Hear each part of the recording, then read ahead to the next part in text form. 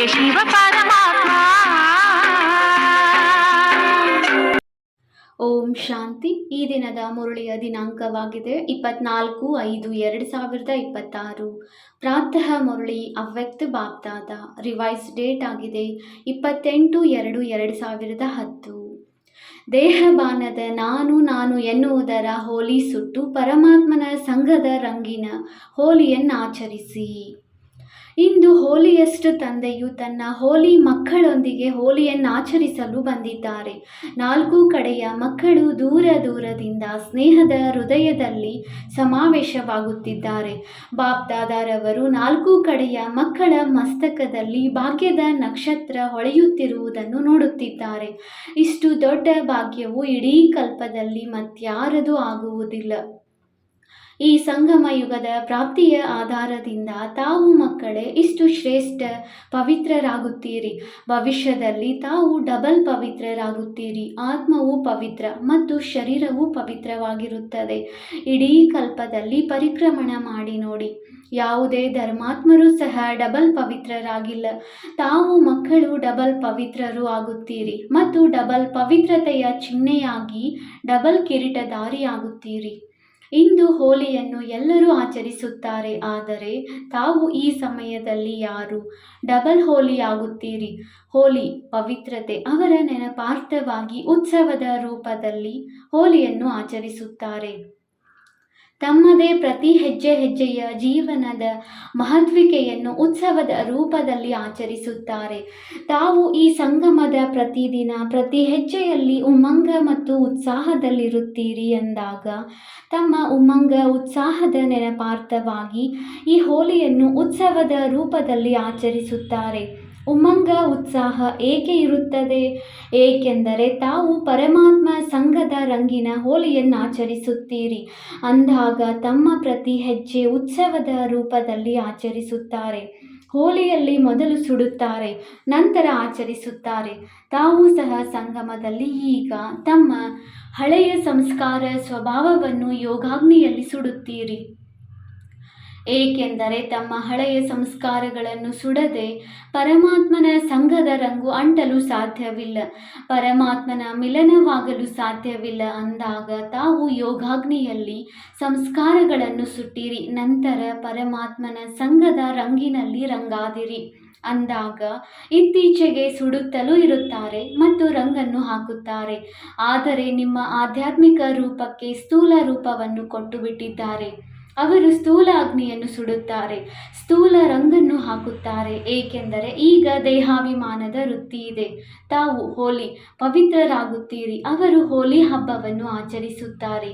ಇಡೀ ಕಲ್ಪದಲ್ಲಿ ಯಾರೂ ಸಹ ಆಧ್ಯಾತ್ಮಿಕ ಹೋಲಿಯನ್ನಾಚರಿಸಿ ಡಬಲ್ ಹೋಲಿಯಾಗಿಲ್ಲ. ಅಂದ ಮೇಲೆ ತಾವೆಲ್ಲರೂ ಎಲ್ಲಿಂದ ಬಂದಿದ್ದೀರಿ? ಪರಮಾತ್ಮನ ಸಂಘದ ಹೋಲಿಯನ್ನಾಚರಿಸಲು ಬಂದಿದ್ದೀರಿ. ತಾವು ಹೋಲಿಗಾಗಿ ಹೇಳುತ್ತೀರಿ. ಹೋಲಿ ಅರ್ಥಾತ್ ಯಾವ ಮಾತು ಕಳೆದು ಹೋಗಿದೆ ಅದು ಹೋಲಿ. ಅಂದಾಗ ಡ್ರಾಮಾ ಅನುಸಾರ ಯಾವುದು ಕಳೆಯಿತೋ ಅದಕ್ಕೆ ಹೇಳಲಾಗುತ್ತದೆ ಹೋಲಿ. ಕಳೆದಿದ್ದು ಕಳೆದು ಹೋಯಿತು. ಯಾವುದೇ ವ್ಯರ್ಥ ಮಾತುಗಳನ್ನು ಚಿತ್ತದಲ್ಲಿ ತರುವುದಿಲ್ಲ. ಕಳೆದು ಹೋಗಿದೆ ಎನ್ನುವ ರೀತಿಯಲ್ಲಿ ಹೋಲಿಯನ್ನು ಆಚರಿಸುತ್ತೀರಲ್ಲವೇ? ತಾವೆಲ್ಲರೂ ಹೋಲಿ ಅರ್ಥಾತ್ ಪವಿತ್ರರಾಗುವ ಪೂರ್ಣ ಪುರುಷಾರ್ಥ ಮಾಡಿ ಪವಿತ್ರತೆಯನ್ನು ಧಾರಣೆ ಮಾಡಿದ್ದೀರೆಂದರೆ ಆಗ ಭವಿಷ್ಯದಲ್ಲಿ ತಮಗೆ ಡಬಲ್ ಪವಿತ್ರತೆಯ ಚಿಹ್ನೆಯಾಗಿ ಡಬಲ್ ಕಿರೀಟವನ್ನು ತೋರಿಸುತ್ತಾರೆ. ಅಂದ ಮೇಲೆ ಇಂದು ಪ್ರತಿಯೊಂದು ಮಗು ಏನನ್ನು ಸುಟ್ಟು ಹಾಕುತ್ತದೆ? ಬಾಪ್ದಾದಾರವರು ನೋಡಿದೆವು. ಜನ್ಮದಿನದಂದು ಯಾವ ಹೋಮ್ವರ್ಕನ್ನು ತಂದೆಯು ಕೊಟ್ಟಿದ್ದರು, ಕ್ರೋಧವನ್ನು ಜನ್ಮದಿನದಂದು ಜನ್ಮದಿನದ ಗಿಫ್ಟ್ ಆಗಿ ಕೊಟ್ಟು ಬಿಡಿ. ಅದರ ಫಲಿತಾಂಶವು ಬಾಪ್ದಾದಾರವರ ಬಳಿ ಇಂದು ತಲುಪಿದೆ. ಬಾಪ್ದಾದಾರವರು ನೋಡಿದರು. ಕೆಲವು ಕಡೆ ಮಕ್ಕಳು ಗಮನ ಕೊಟ್ಟಿದ್ದೀರಿ. ತಾವೆಲ್ಲರೂ ಸಹ ತಮ್ಮ ಫಲಿತಾಂಶವನ್ನು ತೆಗೆದಿರಬಹುದು. ಅಂದಾಗ ಯಾರೆಲ್ಲರೂ ಇಲ್ಲಿ ಕುಳಿತಿದ್ದೀರಿ ಅವರು ತಮ್ಮ ಫಲಿತಾಂಶವನ್ನು ತೆಗೆದಿದ್ದೀರಿ. ಯಾರೆಲ್ಲರೂ ತಮ್ಮ ಫಲಿತಾಂಶದಲ್ಲಿ ನಿಯಂತ್ರಣ ಮಾಡಿದ್ದೀರಿ ಮತ್ತು ಸಫಲತೆಯ ಅನುಭವ ಮಾಡಿದಿರಿ ಅಂಥವರು ಕೈಯನ್ನೆತ್ತಿ. ಸಫಲತೆಯ ಪ್ರಾಪ್ತಿ ಮಾಡಿಕೊಂಡಿದ್ದೀರಾ? ಉದ್ದವಾಗಿ ಕೈಯನ್ನೆತ್ತಿ. ಶಿಕ್ಷಕಿ ಸಹೋದರಿಯರು ಕೈಯನ್ನೆತ್ತಿ. ವಿದೇಶಿಯರು ಕೈಯನ್ನೆತ್ತಿ. ಎಲ್ಲರೂ ಕೈ ಎತ್ತಿದರು. ಒಳ್ಳೆಯದು, ಶುಭಾಶಯಗಳು. ಇದರಿಂದ ತಾವೆಲ್ಲರೂ ತಮ್ಮಲ್ಲಿ ಧೈರ್ಯವನ್ನಿಟ್ಟಿರಿ ಮತ್ತು ಧೈರ್ಯದ ಫಲ ಪ್ರಾಪ್ತಿಯಾಗಲು ಸಾಧ್ಯವಿದೆ. ಈ ಅನುಭವ ಮಾಡಿದಿರಿ ಅಂದ ಮೇಲೆ ಒಂದು ವೇಳೆ ಈ ಅನುಭವವನ್ನು ಮುಂದೆಯೂ ಸಹ ಲಕ್ಷ್ಯವನ್ನಿಟ್ಟು ಮತ್ತೆ ಮತ್ತೆ ಪರಿಶೀಲನೆ ಮಾಡುತ್ತಾ ಮತ್ತಷ್ಟು ಮುಂದುವರೆಯಲು ಇಷ್ಟಪಡುತ್ತೀರೆಂದರೆ ಮಾಡಲು ಸಂಭವವೆಂದು ತಿಳಿಯುತ್ತೀರಾ? ಸಾಧ್ಯವಿದೆಯೇ? ಮುಂದೆಯೂ ಆಗಲು ಸಾಧ್ಯವಿದೆಯೇ? ಅವರು ಕೈಯನ್ನೆತ್ತಿ. ಒಳ್ಳೆಯದು. ಸಾಧ್ಯವಿದೆಯೇ? ಟೀಚರ್ಸ್ಗೆ ಸಾಧ್ಯವಿದೆಯೇ? ಪಾಂಡವರಿಗೆ ಸಾಧ್ಯವಿದೆಯೇ? ಒಳ್ಳೆಯದು. ಸಂಭವವಾಗುತ್ತದೆ ಎಂದಲ್ಲ, ಆಗಲೇಬೇಕು. ಇದಕ್ಕೆ ಚಪ್ಪಾಳೆಯನ್ನು ತಟ್ಟಿ. ಒಳ್ಳೆಯದು. ಈಗಂತೂ ಬಹಳ ದಿನಗಳಾಗಿಲ್ಲ, ಆದರೆ ಈಗ ಪ್ರತಿ 3 ತಿಂಗಳಿನ ನಂತರ ಇವತ್ತಿನಿಂದ 3 ತಿಂಗಳಿನವರೆಗೆ ಕ್ರೋಧದ ಗಮನವನ್ನಿಟ್ಟು ಕ್ರೋಧದ ಟೆನ್ಷನ್ನನ್ನು ಸಮಾಪ್ತಿ ಮಾಡಲು ಸಾಧ್ಯವಿದೆಯೇ? ಅಂಥವರು ಕೈ ಎತ್ತಿರಿ. ಒಳ್ಳೆಯದು. ಈ ಖುಷಿಯ ಸಮಾಚಾರ ಬಹಳ ಚೆನ್ನಾಗಿದೆ. ಏಕೆ? ಕ್ರೋಧಕ್ಕೆ ಕಾರಣ ಏನಾಗುತ್ತದೆ? ಕ್ರೋಧದ ಬೀಜ ಏನಾಗಿರುತ್ತದೆ? ತಾವು ಸದಾಕಾಲ ತಮ್ಮ ಭವಿಷ್ಯ ಸ್ವರೂಪವನ್ನು ಮುಂದಿಟ್ಟುಕೊಳ್ಳಿ. ತಮ್ಮ ಭವಿಷ್ಯ ಸ್ವರೂಪ ಎಷ್ಟೊಂದು ಶೃಂಗರಿತವಾದ ಹರ್ಷಿತ ಮುಖವಿದೆ ಮತ್ತು ಬಾಪ್ದಾದಾರವರನ್ನು ನೋಡಿ ಅವರಲ್ಲಿಯೂ ಬ್ರಹ್ಮ ತಂದೆಯನ್ನು ಮುಂದೆ ತಂದುಕೊಳ್ಳಿ. ಏಕೆ? ಶಿವ ತಂದೆಯಂತೂ ನಿರಾಕಾರನೇ ಆಗಿದ್ದಾರೆ, ಆದರೆ ಬ್ರಹ್ಮ ತಂದೆಯು ತಮ್ಮ ರೀತಿ ಸಾಕಾರ ರೂಪಧಾರಿ, ತಮ್ಮಂತೆಯೇ ಜವಾಬ್ದಾರಿಯ ಕಿರೀಟಧಾರಿಯಾಗಿದ್ದರೂ ಸಹ ಸದಾ ಮುಗುಳ್ನಗುತ್ತಾ ಖುಷಿಯ ಚಹರೆ ಇತ್ತು. ಏಕೆಂದರೆ ಈ ವಿಕಾರಗಳ ಮೇಲೆ ವಿಜಯವನ್ನು ಪ್ರಾಪ್ತಿ ಮಾಡಿಕೊಂಡು ತಮ್ಮ ಮುಂದೆ ಶರೀರವಿದ್ದರೂ ಕಾರ್ಯವನ್ನು ಮಾಡುತ್ತಾ ಉದಾಹರಣೆಯಾಗಿದ್ದರು. ಬ್ರಹ್ಮ ತಂದೆಗಿಂತಲೂ ಹೆಚ್ಚು ಜವಾಬ್ದಾರಿ ತಮಗಿದೆಯೇ? ಬ್ರಹ್ಮ ತಂದೆಯ ಜವಾಬ್ದಾರಿಯ ಮುಂದೆ ತಮ್ಮ ಜವಾಬ್ದಾರಿಯಂತೂ ಏನೇನೂ ಇಲ್ಲ. ಮತ್ತು ಅಂತ್ಯದವರೆಗೂ ನೋಡಿದಿರಿ, ಕರ್ಮಾತೀತ ಪ್ರಕಂಪನಗಳಲ್ಲಿ ಅವ್ಯಕ್ತ ಫರಿಷ್ಠ ಆಗಿಬಿಟ್ಟರು. ಅಂದಾಗ ಈಗ ಬಾಪ್ದಾದಾರವರಿಗೆ ಕೊಟ್ಟಿರುವ ಉಡುಗೊರೆಯನ್ನು ಹಿಂತಿರುಗಿ ತೆಗೆದುಕೊಳ್ಳುವುದಿಲ್ಲವೇ? ಬಾಪ್ದಾದಾರವರು ತಿಳಿದುಕೊಳ್ಳುತ್ತೇವೆ. ವ್ಯವಹಾರದಲ್ಲಿ ಬರುತ್ತೀರಿ, ಆಗ ಒಂದಲ್ಲ ಒಂದು ಅಂತಹ ಪರಿಸ್ಥಿತಿಗಳಾಗುತ್ತವೆ. ಕೆಲವರು ಫಲಿತಾಂಶದಲ್ಲಿಯೂ ಬಂದಿದ್ದಾರೆ. ಜೋರಾಗಿ ಶಬ್ದಗಳು ಬಂದು ಬಿಡುತ್ತವೆ. ಮೂಡ್ನಲ್ಲಿ ಸ್ವಲ್ಪ ಜೋರಾಗಿ ಶಬ್ದಗಳು ಬಂದು ಬಿಡುತ್ತವೆ. ಆದರೆ ಯಾವಾಗ ಅಂತಹ ಮಾತುಗಳು ಮುಂದೆ ಬರುತ್ತವೆ ಆಗಲೇ ವಿಜಯಿಗಳಾಗಲು ಅವಕಾಶವಿದೆ. ಮಾತುಗಳ ಕೆಲಸವಾಗಿದೆ ಬರುವುದು. ಆದರೆ ತಮಗೆ ಜ್ಞಾನವಿದೆ, ಮಾತುಗಳನ್ನು ಪಾರು ಮಾಡಿ ವಿಜಯಿಗಳಾಗುವುದು ಇಷ್ಟವಿದೆಯೇ? ಕ್ರೋಧಕ್ಕೆ ವಿದಾಯಿ ಕೊಡುತ್ತೀರಾ? ಸದಾಕಾಲಕ್ಕಾಗಿಯೇ ಅಥವಾ 3 ತಿಂಗಳಿಗಾಗಿಯೇ? ಎಷ್ಟು ಸಮಯದ ಧೈರ್ಯವಿದೆ? ಸದಾಕಾಲಕ್ಕಾಗಿ ಕ್ರೋಧಜೀತರಾಗುವುದು ಕಷ್ಟವಿಲ್ಲ. ಆಗಲೇಬೇಕೆಂದು ಯಾರು ತಿಳಿಯುತ್ತೀರಿ ಅಂಥವರು ಕೈ ಎತ್ತಿ. ಆಗಲೇಬೇಕು. ಒಳ್ಳೆಯದು. ಬಾಪ್ದಾದಾರವರು ಖುಷಿಯಾಗಿದ್ದಾರೆ. ಏಕೆ? ಅಂತಿಮ ಜನ್ಮದಲ್ಲಿಯೂ ತಮ್ಮ ಯಾವ ಮಹಿಮೆಯನ್ನು ಮಾಡುತ್ತಾರೆ? ತಮ್ಮ ದೇವತಾ ರೂಪದ ಮುಂದೆ ತಮ್ಮ ಮಹಿಮೆಯಾಗಿ ಸರ್ವಗುಣ ಸಂಪನ್ನ ಸಂಪೂರ್ಣ ನಿರ್ವಿಕಾರಿ ಎಂದು ಹಾಡುತ್ತಾರೆ ಎಂದಾಗ ತಾವು ಈ ರೀತಿಯಾಗುವ ಪಾರ್ಟ್ ಈಗ ಸಂಗಮಯುಗತೆ ಗಾಯನವಿದೆ. ಬಾಪ್ದಾದಾರವರ ಹೃದಯದಲ್ಲಿ ವಿಶೇಷವಾಗಿರುವ ಆಸೆ ಇದೆ. ಹೇಳುವುದೇ ಕತ್ತನ್ನು ಅಲುಗಾಡಿಸಿ ಹೇಳುವುದೇ. ಬಾಪ್ದಾದಾರವರು ಈಗಿನಿಂದ ಪ್ರತಿಯೊಂದು ಮಗುವನ್ನು ಸದಾ ಅರಳಿರುವ ಗುಲಾಬಿ ಹೂವಿನಂತೆ ನೋಡಲು ಇಚ್ಛೆಪಡುತ್ತಾರೆ. ಖುಷಿಯಾಗಿರುವ ಚಹರೆ, ಖುಷ್ ನಸೀಬ್, ಖುಷಿಯ ಅದೃಷ್ಟವಂತ ಮಾತುಗಳ ಕೆಲಸವಾಗಿದೆ ಬರುವುದು. ಇದನ್ನು ತಿಳಿದುಕೊಳ್ಳಿ. ಮಾತುಗಳು ಬರುತ್ತದೆ, ಆದರೆ ತಮ್ಮ ಲಕ್ಷ್ಯವನ್ನು ಲಕ್ಷಣದಲ್ಲಿ ತರಬೇಕು. ಗಾಬರಿ ಪಡಬಾರದು. ಹೇಗೆ? ಈಗ ಹೇಳುತ್ತಾರೆ, ಬ್ರಹ್ಮಕುಮಾರಿಯರು ಪವಿತ್ರತೆಯ ಪಾಠವನ್ನು ಬಹಳ ಓದಿಸುತ್ತಾರೆ. ಈ ರೀತಿ ಪ್ರಸಿದ್ಧರಾಗಿ ಬ್ರಹ್ಮಕುಮಾರಿಯರು ಕ್ರೋಧ ಮುಕ್ತರನ್ನಾಗಿ ಮಾಡುತ್ತಾರೆ. ಏಕೆಂದರೆ ಕ್ರೋಧದಿಂದ ಮುಕ್ತರಾಗಲು ಎಲ್ಲರೂ ಇಷ್ಟಪಡುತ್ತಾರೆ. ಒತ್ತಡವಿದೆಯಲ್ಲವೇ? ಅಂದ ಮೇಲೆ ಒತ್ತಡ ಉಂಟಾಗುತ್ತದೆ. ಆದ್ದರಿಂದ ಎಲ್ಲರೂ ಇಷ್ಟಪಡುತ್ತಾರೆ, ಆದರೆ ಅವರಿಗೆ ವಿಧಿ ಬರುವುದಿಲ್ಲ. ಹೇಗೆ? ಪವಿತ್ರರಾಗುವುದು ಅಸಂಭವವೆಂದು ತಿಳಿಯುತ್ತಿದ್ದರು, ಆದರೆ ಈಗ ತಮ್ಮೆಲ್ಲರ ಅನುಭವದ ಆಧಾರದಿಂದ ತಿಳಿಯುತ್ತಾರೆ, ಆಗಲು ಸಾಧ್ಯವಿದೆ. ಹಾಗೆಯೇ ಈ ವರ್ಷದಲ್ಲಿ ಈ ಅಲೆಯನ್ನು ಹರಡಿಸಿ ಕ್ರೋಧಜೀತರಾಗಲು ಸಾಧ್ಯವಿದೆ. ಯಾವುದೇ ಕಷ್ಟವಿಲ್ಲ. ಇಂತಹ ಉದಾಹರಣೆಯ ಅನುಭವವನ್ನು ಪ್ರತ್ಯಕ್ಷದಲ್ಲಿ ತನ್ನಿರಿ. ಬಾಪ್ದಾದಾರವರು ನೋಡಿದರು. ಬಹಳ ಮಕ್ಕಳು ಕಾರ್ಯವನ್ನು ಮಾಡುತ್ತಾ ಕ್ರೋಧಜೀತರಾಗಿದ್ದಾರೆ. ಈ ರೀತಿ ತಮ್ಮ ಪರಿವಾರದಲ್ಲಿ, ಬ್ರಾಹ್ಮಣ ಪರಿವಾರದಲ್ಲಿ ಉದಾಹರಣೆಯಾಗಿದ್ದಾರೆ. ಅಂದಾಗ ಈ ವರ್ಷ ಏನು ಮಾಡುತ್ತೀರಿ? ಹೋಲಿಯನ್ನು ಆಚರಿಸಲು ಬಂದಿದ್ದೀರಲ್ಲವೇ? ಹೋಲಿಯಲ್ಲಿ ಏನು ಮಾಡುತ್ತಾರೆ? ಸ್ವಲ್ಪ ಸುಡುತ್ತಾರಲ್ಲವೇ? ಅಂದಾಗ ಇಂದಿನ ಹೋಲಿಯಲ್ಲಿ ತಾವು ಏನು ಸುಡುತ್ತೀರಿ? ಕ್ರೋಧವನ್ನಂತೂ ಸುಟ್ಟು ಬಿಟ್ಟಿದ್ದೀರಿ. ಇದನ್ನು ಪಕ್ಕಾ ಮಾಡುತ್ತೀರಿ. ಆದರೆ ಬಾಪ್ದಾದಾರವರು ನೋಡಿದರು. ಒತ್ತಡದಲ್ಲಿ ಬರುವುದಕ್ಕೆ ಕಾರಣ ನಾನು ಎಂಬ ಶಬ್ದವಾಗಿದೆ. ದೇಹಾಭಿಮಾನದ ನಾನು ಒಂದಾಗಿದೆ. ನಾನು ಆತ್ಮನಾಗಿದ್ದೇನೆ, ಇದು ನಾನು ಎನ್ನುವುದಾಗಿದೆ. ಆದರೆ ದೇಹಭಾನದ ನಾನು ಶಬ್ದವು ಅಭಿಮಾನಕ್ಕೂ ಸಹ ಆಗುತ್ತದೆ, ಅಪಮಾನಕ್ಕೂ ಆಗುತ್ತದೆ ಮತ್ತು ಹೃದಯ ವಿದೀರ್ಣರಾಗುವುದಕ್ಕೂ ಸಹ ನಾನು ನಾನು ಎನ್ನುವುದು ಕೆಳಗೆ ಬೀಳಿಸುತ್ತದೆ. ಎಂದಾಗ ಇಂದು ಕ್ರೋಧಜೀತರಾಗುವುದರಲ್ಲಿ ಮುಂದೆ ಹೋಗಲು ದೇಹಾಭಿಮಾನದ ನಾನು ಎನ್ನುವುದನ್ನು ಯೋಗಾಗ್ನಿಯಲ್ಲಿ ಸುಟ್ಟು ಬಿಡಿ. ಅನೇಕ ನಾನು ನಾನು ಎನ್ನುವುದನ್ನು ಸುಟ್ಟು ಬಿಡಿ ಮತ್ತು ಒಂದು ನಾನು ಆತ್ಮನಾಗಿದ್ದೇನೆ, ಈ ನಾನು ಶಬ್ದವನ್ನು ಪಕ್ಕಾ ಮಾಡಿ ಮತ್ತು ಉಳಿದ ನಾನು ಎನ್ನುವುದನ್ನು ಯೋಗಾಗ್ನಿಯಲ್ಲಿ ಸುಟ್ಟು ನಂತರ ಹೋಗಿ. ಅನೇಕ ನಾನು ಎನ್ನುವುದು ಇದೆಯಲ್ಲವೇ? ಅಂದಾಗ ಇಂದು ಸುಡುವಂತಹ ಹೋಲಿಯನ್ನು ಆಚರಿಸುತ್ತೀರಾ? ಏಕೆಂದರೆ ಕ್ರೋಧದ ಕಾರಣ ಬಹಳ ಒತ್ತಡವಾಗುತ್ತದೆ. ಈ ನಾನು ಎನ್ನುವುದನ್ನು ಸಮಾಪ್ತಿ ಮಾಡಲು ಇಂದು ತಮ್ಮ ಆಂತರ್ಯದಲ್ಲಿ ಸಂಕಲ್ಪ ಮಾಡಿ ಸುಡಬೇಕು. ಏಕೆಂದರೆ ಇದು ಸಹ ಹೊರೆಯಲ್ಲವೇ? ಬಲೆ, ಟ್ರೈನ್ನಲ್ಲಿ ಹೋಗಿ ಅಥವಾ ವಿಮಾನದಲ್ಲಿ ಹೋಗಿ ಈ ಹೊರೆ ಇಲ್ಲಿ ಸುಟ್ಟು ನಂತರ ಹೋಗಿ. ಸುಡಲು ಸಾಧ್ಯವೇ? ಧೈರ್ಯ ಮಕ್ಕಳದು, ಸಹಯೋಗ ತಂದೆಯದಂತೂ ಇದ್ದೇ ಇದೆ ಎಂದು ಯಾರು ತಿಳಿಯುತ್ತೀರಿ, ಅವರಿಗೆ ವಿಜಯವೂ ಸಹ ಜೊತೆಯಲ್ಲಿದೆ. ಯಾರು ಈ ರೀತಿ ವಿಜಯಿಯಾಗಲೇಬೇಕೆಂದು ತಿಳಿಯುತ್ತೀರಿ ಅಂಥವರು ಕೈ ಎತ್ತಿ. ಆಗಲೇಬೇಕು, ಒಳ್ಳೆಯದು. ಇಂದು ಯಾರು ವಿಐಪಿಯಾಗಿ ಬಂದಿದ್ದಾರೆ ಅವರು ಕೈ ಎತ್ತುತ್ತಿದ್ದಾರೆ. ಯಾರು ವಿಐಪಿಯಾಗಿ ಬಂದಿದ್ದೀರಿ ಅವರು ಎದ್ದೇಳಿ, ಎದ್ದು ನಿಲ್ಲಿ. ಕೈಯನ್ನೆತ್ತುತ್ತಿದ್ದೀರಾ? ಚಪ್ಪಾಳೆಯನ್ನಂತೂ ತಟ್ಟಿರಿ. ವಿಜಯಿಗಳಾಗುತ್ತೀರಾ? ನೋಡಿ, ಯಾರೆಲ್ಲರೂ ವಿಜಯಿಗಳಾಗುತ್ತೀರಿ. ಆ ಒಬ್ಬೊಬ್ಬರಿಗೆ ಮಾಲೆಯನ್ನು ಹಾಕುತ್ತಿದ್ದೇವೆ. ಶುಭಾಶಯಗಳು, ಶುಭಾಶಯಗಳು. ಒಳ್ಳೆಯದು.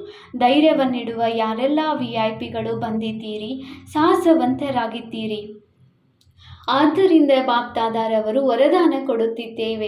ಈ ಸಮಯದಲ್ಲಿ ತಾವು ಯಾರೆಲ್ಲರೂ ವಿಐಪಿಗಳು ಯಾವುದೇ ಕಾರ್ಯದಲ್ಲಿರಬಹುದು, ಅದು ಒಂದು ಜನ್ಮಕ್ಕಾಗಿ ಇದೆ. ಆದರೆ ಬಾಪ್ದಾದಾರವರು ತಾವು ಸಾಹಸವಂತ ಮಕ್ಕಳನ್ನು ಈಗ ವಿಐಪಿ ಎಂದು ಹೇಳುವುದಿಲ್ಲ, ಮಕ್ಕಳು ಎಂದು ಹೇಳುತ್ತೇವೆ.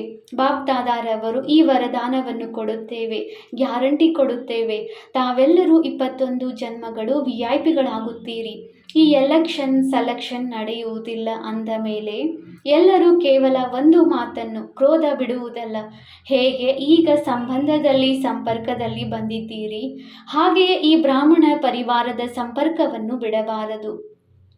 ಎಷ್ಟು ಸಂಪರ್ಕವನ್ನಿಡುತ್ತೀರಿ ಅಷ್ಟು ಸಂಬಂಧ ಪಕ್ಕಾ ಆಗುತ್ತದೆ ಮತ್ತು ತಂದೆಯ ವರದಾನವನ್ನು ಪ್ರಾಪ್ತಿ ಮಾಡಿಕೊಂಡಿಯೇ ಬಿಡುತ್ತೀರಿ. ಅಂದ ಮೇಲೆ ಒಪ್ಪಿಗೆಯೇ?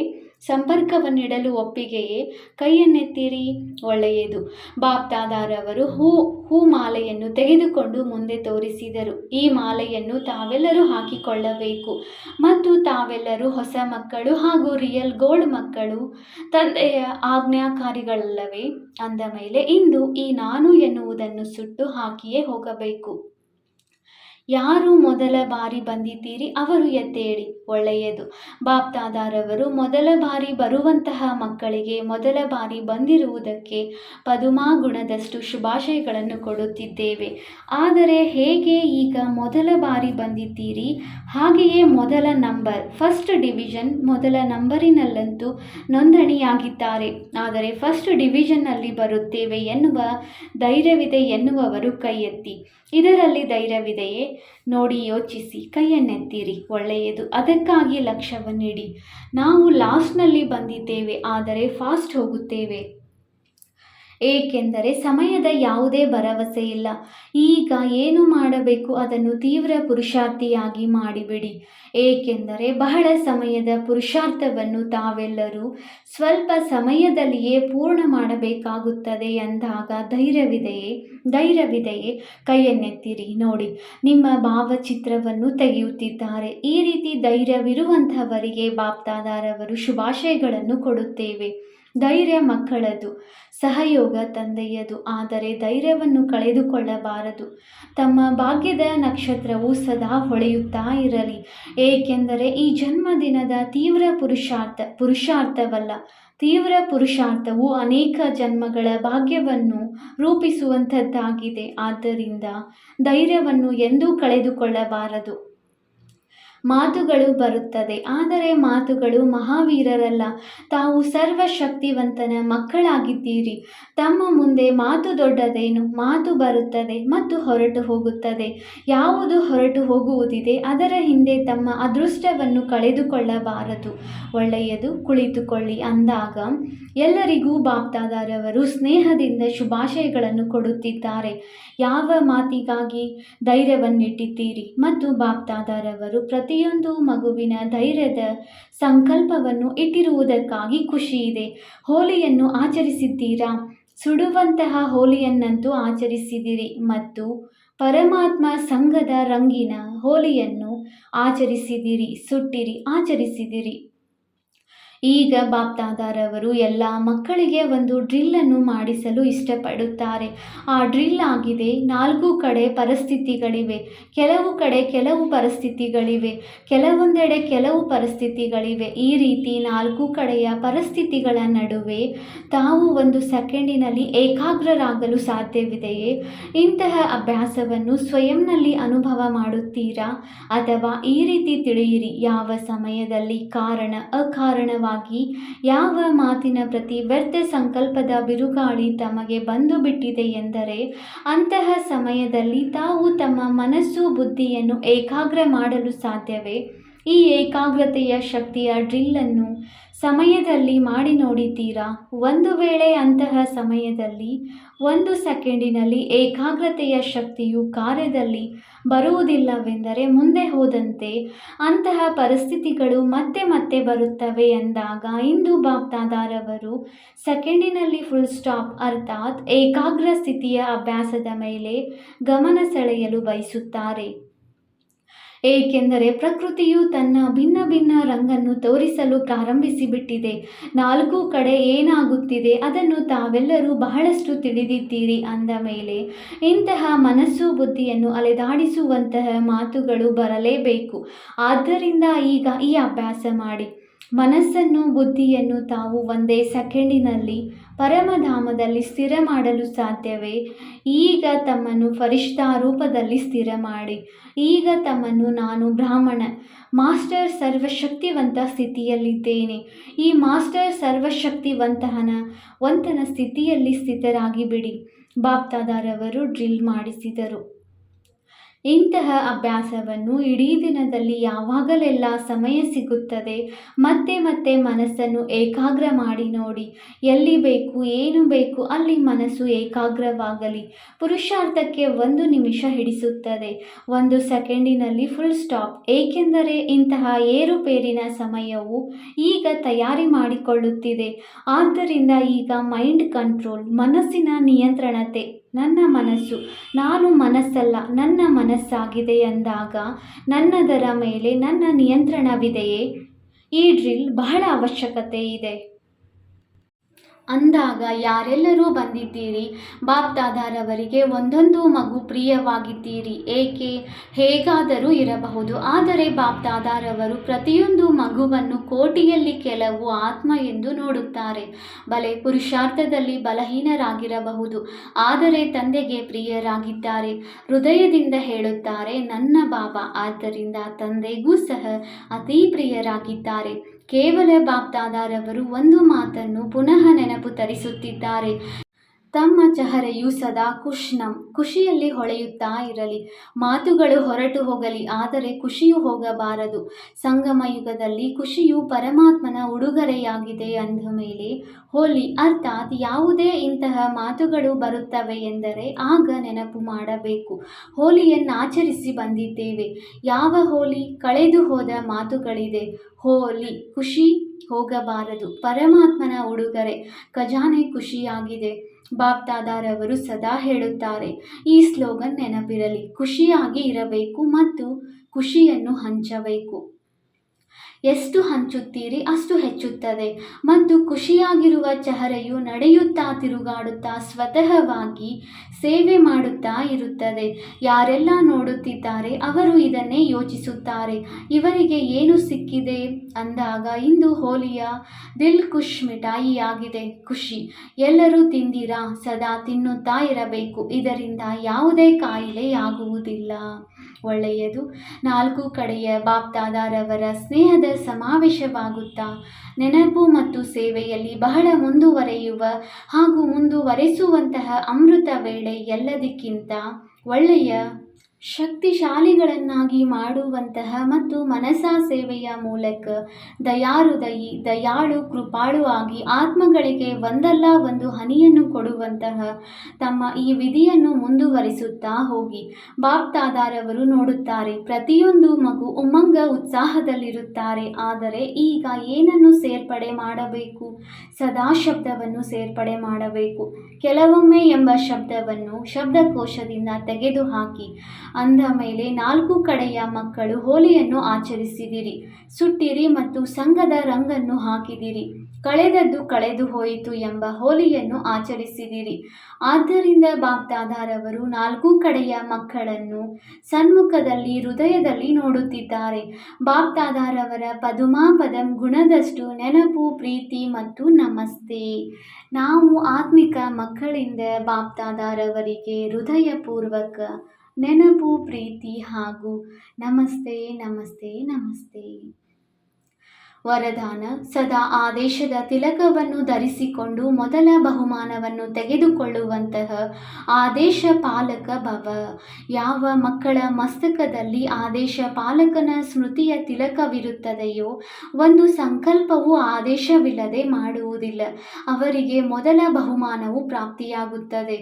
ಹೇಗೆ ಗೆರೆಯೊಳಗೆ ಕುಳಿತುಕೊಳ್ಳುವ ಆದೇಶವಿತ್ತು, ಹಾಗೆಯೇ ಪ್ರತಿ ಹೆಜ್ಜೆಯನ್ನಿಡುತ್ತಾ ಪ್ರತಿ ಸಂಕಲ್ಪವನ್ನು ಮಾಡುತ್ತಾ ತಂದೆಯ ಆದೇಶದ ಗೆರೆಯೊಳಗೆ ಇರುತ್ತೀರೆಂದರೆ ಸದಾಕಾಲವೂ ಸುರಕ್ಷಿತವಾಗಿ ಇರುತ್ತೀರಿ. ರಾವಣನ ಯಾವುದೇ ಪ್ರಕಾರದ ಸಂಸ್ಕಾರವು ಯುದ್ಧ ಮಾಡುವುದಿಲ್ಲ ಹಾಗೂ ಸಮಯವು ವ್ಯರ್ಥವಾಗಿ ಹೋಗುವುದಿಲ್ಲ. ಸ್ಲೋಗನ್: ಯಾರೊಂದಿಗಾದರೂ ಸೆಳೆತವಿದ್ದರೆ ಆ ಸೆಳೆತವು ಪುರುಷಾರ್ಥದಲ್ಲಿ ಅವಶ್ಯವಾಗಿ ಹುಡುಗಾಟಿಕೆ ಇರುವಂತೆ ಮಾಡುತ್ತದೆ. ಅವ್ಯಕ್ತ ಸೂಚನೆ: ಸದಾ ಅಚಲ ಅಡೋಲ ಏಕರಸ ಸ್ಥಿತಿಯ ಅನುಭವ ಮಾಡಿ. ಸಮಯ ಪ್ರಮಾಣ: ಈಗ ಸದಾ ಅಚಲ ಅಡೋಲ ಸರ್ವ ಖಜಾನೆಗಳಿಂದ ಸಂಪನ್ನರಾಗಿ. ಸ್ವಲ್ಪವೂ ಸಹ ಏರುಪೇರು ಆಗುತ್ತೀರಿ ಎಂದರೆ ಸರ್ವ ಖಜಾನೆಗಳ ಅನುಭವ ಆಗುವುದಿಲ್ಲ. ತಂದೆಯ ಮೂಲಕ ಸಿಕ್ಕಿರುವ ಖಜಾನೆಗಳನ್ನು ಸದಾ ಕಾಯಂ ಆಗಿ ಇಟ್ಟುಕೊಳ್ಳುವ ಸಾಧನ ಆಗಿದೆ ಸದಾ ಅಚಲ ಅಡೋಲರಾಗಿ ಇರುವುದು. ಅಚಲರಾಗಿರುವುದರಿಂದ ಸದಾ ಖುಷಿಯ ಅನುಭವ ಆಗುತ್ತಾ ಇರುತ್ತದೆ. ಹೇಗೆ ವಿನಾಶಿಧನ, ಹೆಸರು, ಮಾನ್ಯತೆ, ಆಡಂಬರ, ಪದವಿ ಇತ್ಯಾದಿಗಳು ಸಿಗುತ್ತದೆ ಎಂದರೆ ಖುಷಿಯಾಗುತ್ತದೆಯಲ್ಲವೇ? ಇದಂತೂ ಅವಿನಾಶಿ ಖುಷಿಯಾಗಿದೆ. ಆದರೆ ಈ ಖುಷಿ ಅವರಿಗೆ ಇರುತ್ತದೆ ಯಾರು ಅಚಲ ಅಡೋಲ ಏಕರಸ ಸ್ಥಿತಿಯಲ್ಲಿರುತ್ತಾರೆ. ಓಂ ಶಾಂತಿ.